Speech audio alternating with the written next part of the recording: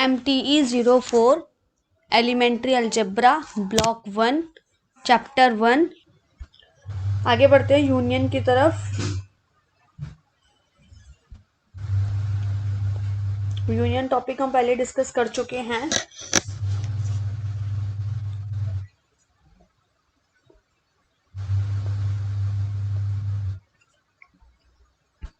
बढ़ते हैं एग्जाम्पल 4 की तरफ। एग्जाम्पल 4 में हमें बोला गया है find N union Z. N क्या होता है? N is set of natural numbers और z is set of integers. तो हमें n यूनियन z निकालना है।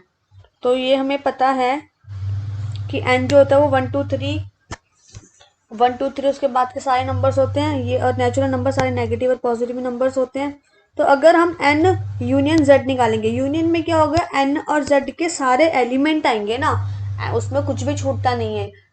चाहे वो एलिमेंट दोनों के पास हो, चाहे वो एलिमेंट किसी एक के पास हो, वो यूनियन सेट में आप सारे एलिमेंट आ जाते हैं।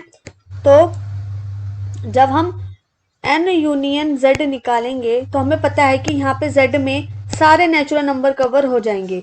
तो इसलिए हम n यूनियन z जब निकालेंगे तो हम बोल सकते हैं कि वो क्या होगा? सेट ऑफ इंटीजर ही होगा। तो इसीलिए n यूनियन z क्या हो गया? n यूनियन z हो गया x such that x is element of z and it is equals to z। तो हम लिख सकते हैं n union z is equals to z।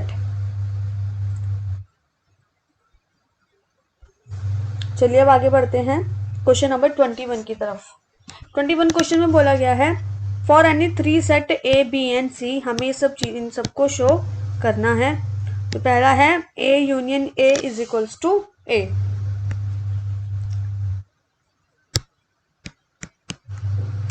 हमें प्रूफ करना है कि a union a is equals to क्या होगा? a होगा। तो क्योंकि हमें पता है since we know that a is subset of a, तो इसका मतलब a यूनियन a जो होगा वो किसके बराबर होगा? a के ही बराबर होगा। ये था a पार्ट। b पार्ट में बोला गया है a union b is equal to b union a, that is the operation of union is commutative. वैसे हम इनको पहले भी डिस्कस कर चुके हैं। हमने माना let x is element of a union b। तो इसका मतलब क्या है? इसका मतलब होगा x is element of a और x is element of b। या तो x a का एलिमेंट होगा या तो x b का एलिमेंट होगा। ये जो साइन होता है इसको हम डबल इम्प्लीकेशन का साइन बोलते हैं। इसका मतलब है कि अगर ये है तो ये होगा और ये है तो ये होगा। ओके, और हम इसको इस तरीके से भी लिख सकते हैं कि x is element of b और x is element of a। तो इसका मतलब ये हो गया कि x is element of b union a। तो इसलिए हम क्या बोल सकते हैं? इसलिए हम कह सकते हैं कि therefore a union b is equals to b union a। ये प्रूव हो चुका है। नेक्स्ट है सी पार्ट। सी पार्ट में हमें बोला गया है a union phi is equals to a। अब ये हमें पता है phi is subset of a, इसीलिए हम बोल सकते हैं कि a union phi is equals to होगा फाई। नेक्स्ट बढ़ते हैं डी की तरफ। डी में बोला गया if a is subset of c and b is subset of c then a union b is also subset of c। इसके लिए हम लेट करते हैं let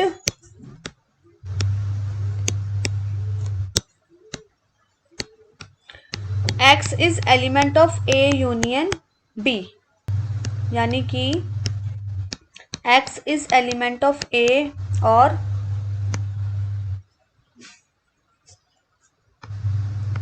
x is element of b। और क्योंकि हमें गिवन है कि x नहीं, a is subset of c and b is also subset of c, तो इसका मतलब x क्या होगा, वो c का एलिमेंट होगा।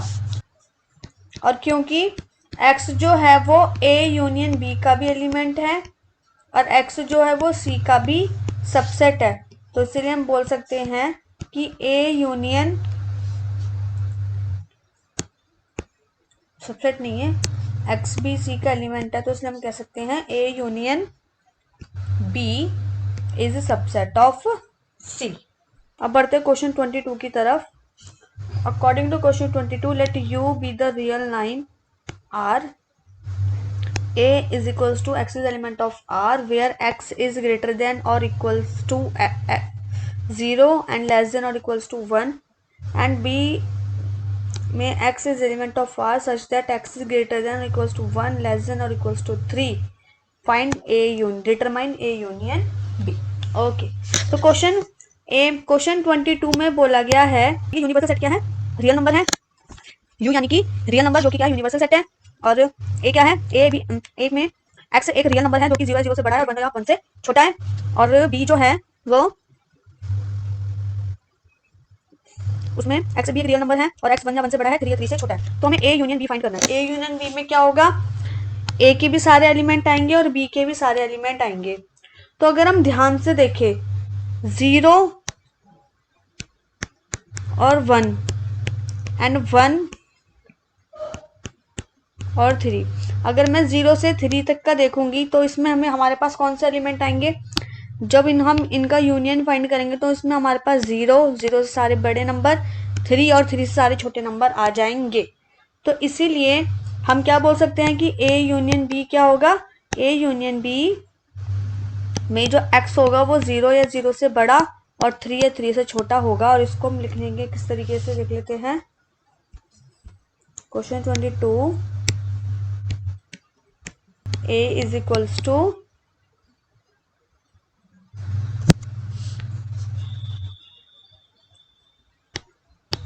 x is element of r such that x is greater than or equals to 0 and less than or equals to 1, और b is equals to x such that element of r such that x is greater than or equals to 1 and less than or equals to 3।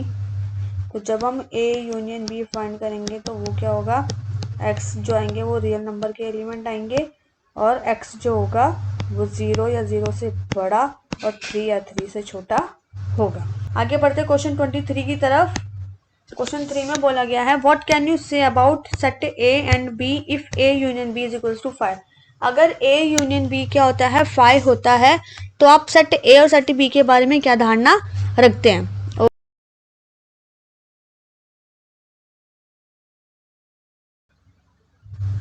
हमें पता है कि ए जो होता है वो क्या होगा, ए यूनियन बी का सबसेट होगा एंड बी भी ए यूनियन बी का सबसेट होगा। और हमें पता है कि ए जो होता है वो सबसेट ऑफ 5 होता है और 5 भी क्या होता है, ए का सबसेट होता है। और similarly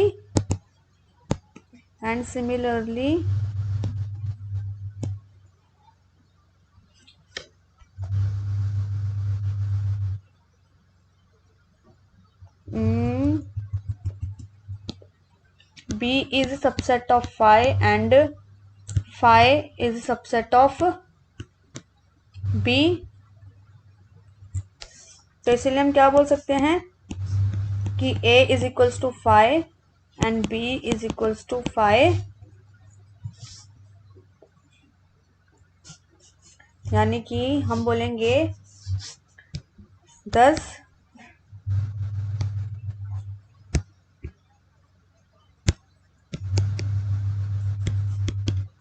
if A union B is equals to phi then A is equals to phi and B is equals to phi। चलिए बढ़ते क्वेश्चन नंबर 24 की तरफ। Question 24, For set A, B and C in example 3, show that A union B union C is equal to A union B union C is equal to A union B union C. Okay, तो set A B C कहाँ से लिए गए? set A B C example 3 से लिए गए हैं. example 3 की तरफ बढ़ते हैं. According to example 3,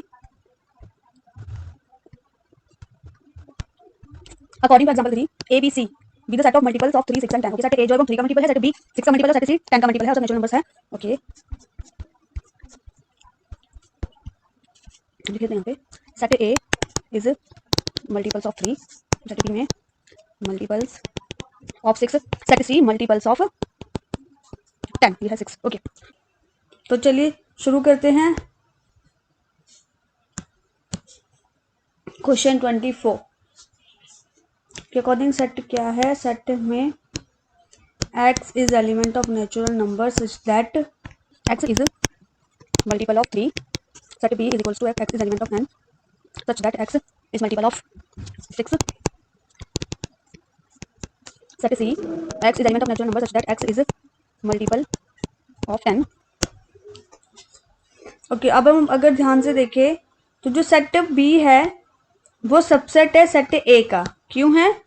क्योंकि सेट A में मल्टीपल ऑफ 6 है और सेट B में मल्टीपल्स ऑफ 6 है और सेट A में मल्टीपल्स ऑफ 3 है.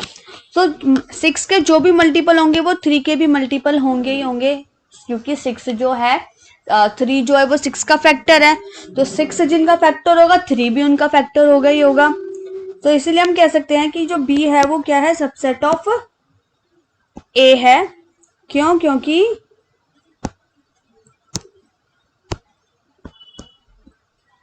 since all multiples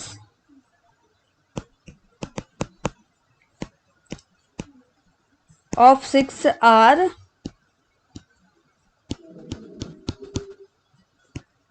multiples of 3, 6 के सारे मल्टीपल क्या होंगे? 3 के भी मल्टीपल होंगे. Therefore B is a subset of A. अब क्योंकि B जो है वो A का सबसेट है, इससे क्या पता चलता है कि A यूनियन B क्या होगा? वो किसके इक्वल होगा? A का या इक्वल होगा, क्योंकि A के सारे एलिमेंट B के सारे एलिमेंट हमें A में मिल जाएंगे, यानी कि 6 के सारे मल्टीपल्स हमें 3 के पास में मिलेंगे. तो इसीलिए A यूनियन B क्या हो जाएगा? A हो जाएगा.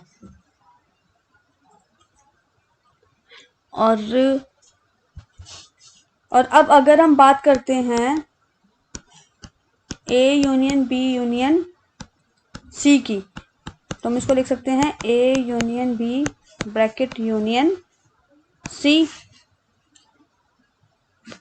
और इससे हमें क्या मिला? A यूनियन B की जगह हम क्या लिख सकते हैं? A लिख सकते हैं. A union C.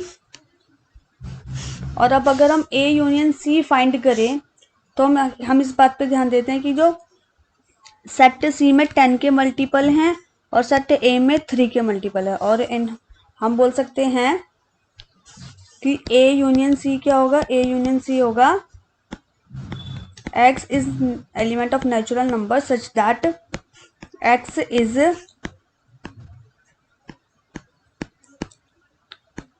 multiple of 3 और x is multiple of 10. और इसको हम इस तरीके से भी लिख सकते हैं कि x is element of natural number such that 3 divides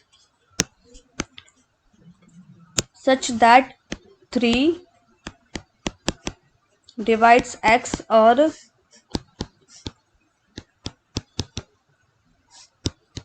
10 divides x. और हम बोल सकते हैं कि अगर हम A union B union C find करेंगे तो वो होगा x is element of natural number such that 3, 6 और 10 डिवाइड्स, यहाँ पे ना 10 नहीं आएगा, ऊपर x होगा, डिवाइड्स x.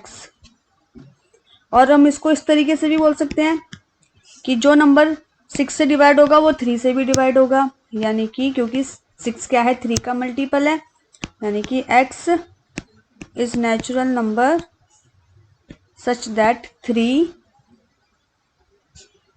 or 10 divides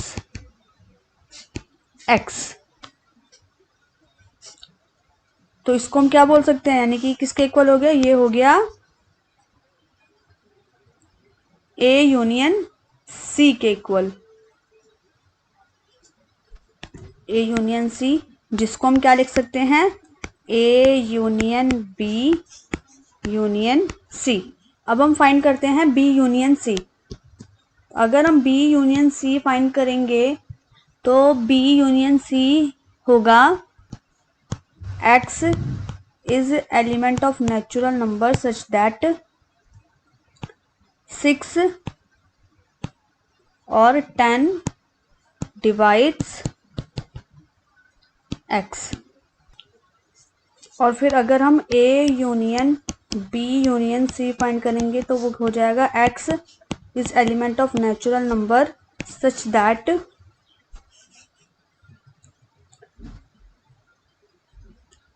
3, 6 और 10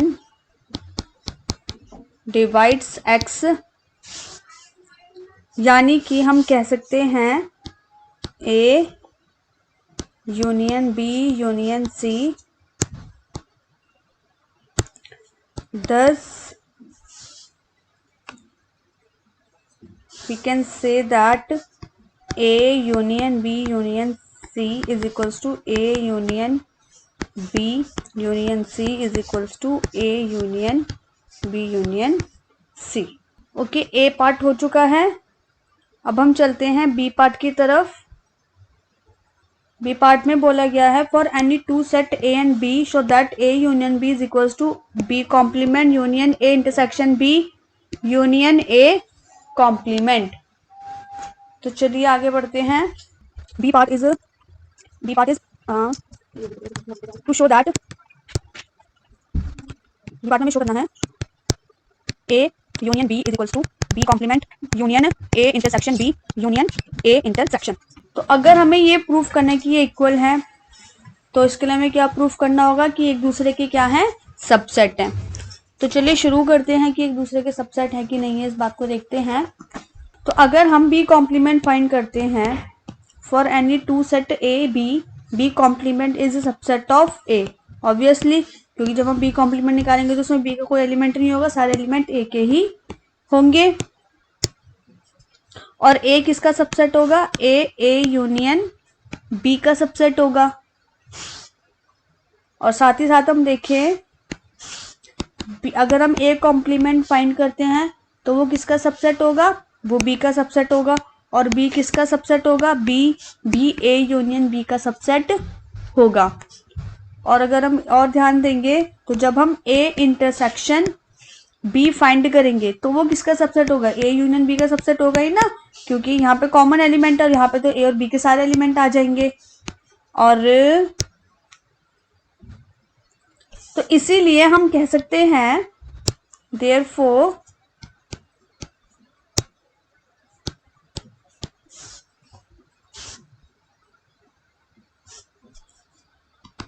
B complement union A intersection B complement union A complement, ये सब किसके सबसेट है, ए यूनियन बी के सबसेट है। यहां से हमें पता चल गया। और अब हमें क्या प्रूफ करना है, अब हमें प्रूफ करना होगा कि जो ए यूनियन बी है वो भी क्या है, इन सब का सबसेट है, तभी हम इनको इक्वल प्रूफ कर सकते हैं। तो इसके लिए हम सपोज हम मानते हैं let now let x is element of a union b। और इसका मतलब क्या है, x is element of a या फिर x is element of b, क्योंकि यूनियन में हो सकता है दोनों का, हो सकता है किसी एक का भी हो। तो यहाँ पे तीन पॉसिबिलिटीज है now. So there are 3 possibilities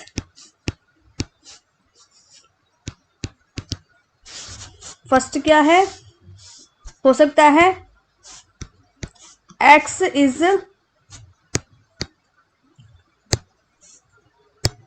first possibility है x is element of a but x is not element of b।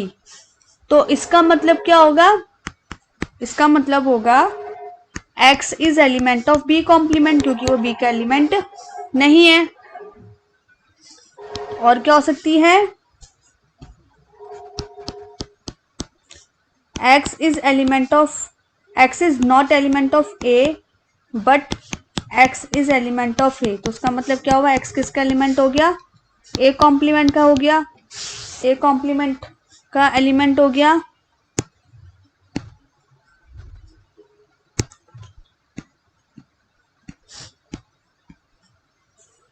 और थर्ड क्या हो गया, x इज एलिमेंट, हो सकता है x दोनों का एलिमेंट हो, तो x is element of a and x is element of b।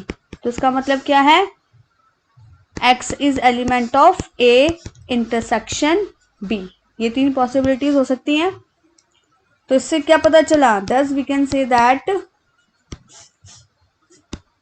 a union b is also subset of b complement union a intersection b union a complement, ऐसे लिख सकते हैं।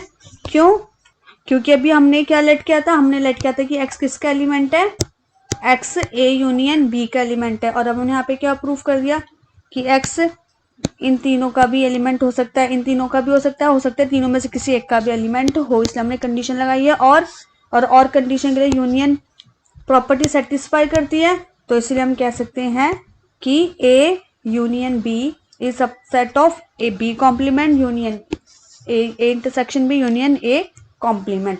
तो इसलिए हम क्या बोल सकते हैं, अब हमने दोनों को इक्वल प्रूफ कर दिया। सो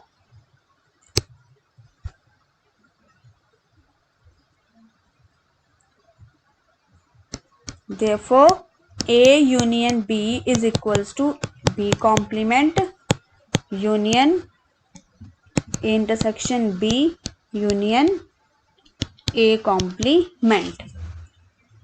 और ये हो चुका है प्रूफ, हैंस प्रूफ्ड।